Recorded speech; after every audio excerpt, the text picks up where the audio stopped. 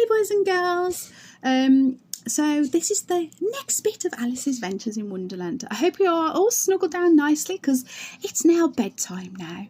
So we will continue with chapter 3 of Alice's in Wonderland, and this one's called A Caucus Race and a Long Tail. So get comfortable because here we go. There were indeed a queer-looking party that assembled on the bank. The birds with draggled feathers, the animals with their fur clinging close to them, all dripping wet and uncomfortable. The first question, of course, was how to get dry again. They had a conclusion about this, and after a few minutes it seemed quite natural for Alice to find herself talking familiarly with them, and as if she had known them all her life. Indeed, she had quite a long argument with the Lory, who at last turned sulky, and would only say, "I am older than you. You must know better." And this Alice would not allow without knowing how old it was. And as the Lory positively refused to tell its age, there was no more to be said. At last, the mouse, who seemed to be a person of authority among them, called out, "Sit down, all of you, and listen to me. I'll soon make you dry enough." They all sat down at once, in a large ring. With the mouse in the middle, Alice kept her eyes anxiously fixed on it, for she felt sure she would catch a bad cold if she did not get dry very soon. "Ahem," said the mouse with important air. "Are you all ready? This is the driest thing I know. Silence all around, if you please. William the Conqueror, whose cause was favoured by the Pope, will soon be submitted by the English, who wanted leaders, and it had been of late much accustomed and on separation and conquest. Edwin and Morcar, the Earls of Mercia and Northumbria." "Ugh," said the Lory with a shiver. "I beg your pardon," said the mouse, frowning, but very politely. "Did you speak?" "Not I," said the Lory hastily. "I thought you did," said the mouse. "I proceed. Edwin and Morcar, the Earls of Mercia and Northumbria, declared for him, and even Stigand, the patriotic Archbishop of Canterbury, found it advisable." "Pond what?" said the duck. "Found it," the mouse replied rather crossly. "Of course you know what that means." "I know what it means well enough. When I find a thing," said the duck, "it's generally a frog or a worm. The question is, what did the Archbishop find?" The mouse did not notice this question, but hurriedly went on.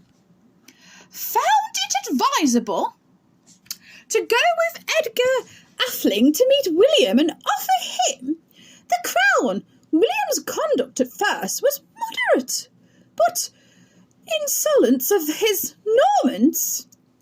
How are you getting on now, my dear?" it continued, turning to Alice as it spoke. "As wet as ever," said Alice in a melancholy tone. "Doesn't seem to dry me at all." "In that case," said the Dodo solemnly, rising to his feet, "I move that the meeting adjourn for immediate adoption of more energetic remedies." "Speak English," said Eaglet. "I don't know what the meaning of half those long words are, and what's more, I don't believe you do either." And the eaglet bent down its head to hide a smile. Some of the other birds tittered audibly.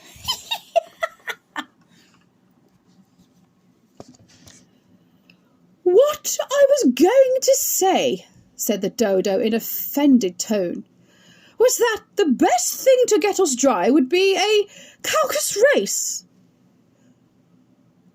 "What is a caucus race?" said Alice. "Not that she much wanted to know, but the dodo had paused as if it had thought that somebody ought to speak, and no one else seemed inclined to say anything. "Why," said the dodo, "the best way to explain it is to do it. And as you might like to try the thing yourself some winter day, I will tell you how the dodo managed it. First, it marked out a race course in a sort of circle. The exact shape doesn't matter, it said. And then all the party were placed along the course, here and there. There was no 1, 2, 3 and away, but they began running when they liked and left off when they liked. So that it was not easy to know when the race was over. However, when they had been running half an hour or so and were quite dry again, the dodo suddenly called, 'The race is over!' And they all crowded round it, panting and asking, 'But who won?' This question the dodo could not answer without a great deal of thought, and it stood for a long time with a finger pressed upon its forehead.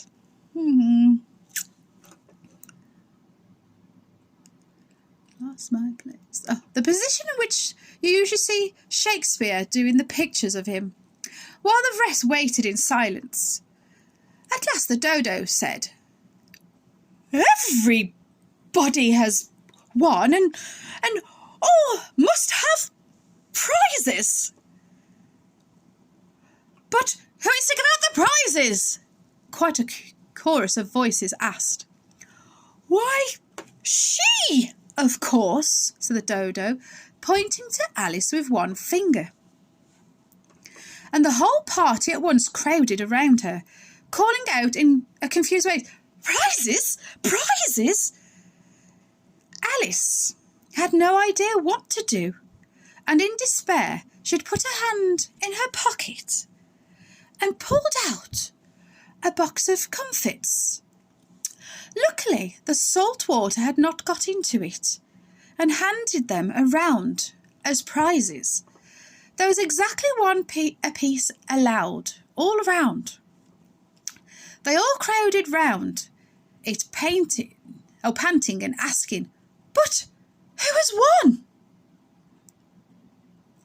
'But she must have a prize herself, you know,' said the mouse. 'Of course,' the dodo replied very gravely. 'What else have you got in your pocket?' it went on, turning to Alice. 'Only a thimble,' said Alice sadly. 'Hand it over here,' said the dodo. They all crowded round her once more, while the dodo suddenly presented the thimble, saying, 'We beg your acceptance of this elegant thimble,' and when he had finished this short speech, they all cheered, 'Hooray!' Alice thought the whole thing was very absurd, but they all looked so grave that she did not dare laugh, and as she could not think of anything to say, she simply bowed and took the thimble, looking solemn as she could. The next thing was to eat the comfits. This caused some noise and confusion, as the large birds complained that they could not taste theirs, and the small ones choked and they had patted them on the back. However, it was over at last, and they sat down again in a ring and begged the mouse to tell them something more. 'You promised to tell me your history, you know,' said Alice. 'And why is it you hate C and D?' she added in a whisper, half afraid that the mouse would be offended again. 'Mine is a long and sad tale,' said the mouse, turning to Alice and sighing. 'It is a long tale, certainly,' said Alice, looking down with wonder at the mouse's tail. 'But why do you call it sad? and she kept on puzzling about it while the mouse was speaking, so that her idea of the tale was something like this. "Fairy," said the mouse, "that he had met in the house. Let us both go to law. I will prosecute you. Come, I'll take noodle. We must have the trial, for really this morning I've nothing to do," said the mouse. "To the such a trial, my dear sir, with no jury or judge, would be wasting our breath." I'll be judge, I'll be jury," said cunning old Fury. "I'll try the whole cause and condemn you to death." "You're not attending," said the mouse to Alice severely. "What are you thinking of?" I beg your pardon," said Alice very humbly. "You have got to the fifth bend, I think." "I had not," cried the mouse angrily. "And not?" said Alice. "I was ready to make myself useful, and looking anxiously about her. Oh, do let me undo it." "I shall do nothing of the sort," said the mouse, getting up, walking away. "You insult me by talking such nonsense." "I didn't mean it," pleaded Alice, "but you're so easily offended, you know." The mouse only growled in reply. "Phew!" "Please come back and finish your story," Alice called after it, and the others all joined in chorus. "Yes, please do." But the mouse only shook its head impatiently and walked a little quicker. "What a pity it wouldn't stay," sighed the Lory. As soon as it was quite out of sight, an old crab took opportunity of saying to her daughter, "Oh, my dear, let this be a lesson to you. Never lose your temper." "Hold your tongue, Ma," said the young crab, a little sharpishly. "You're enough to try the patience of an oyster." "I wish I had had Dina here, you know. I do," said Alice aloud, addressing nobody in particular. "She'd soon fetch it back." "And who is Dina, if I might venture to ask the question?" said the Lory. Alice replied eagerly, for she was always ready to talk about her pet. "Dina's our cat, and she's such a capital one for catching mice. You can't think, and oh, I wish you could see her after the birds. Why, she'll eat a little bird as soon as look at it." This speech caused a remarkable sensation among the party. Some of the birds hurried off at once. One old magpie began rapping itself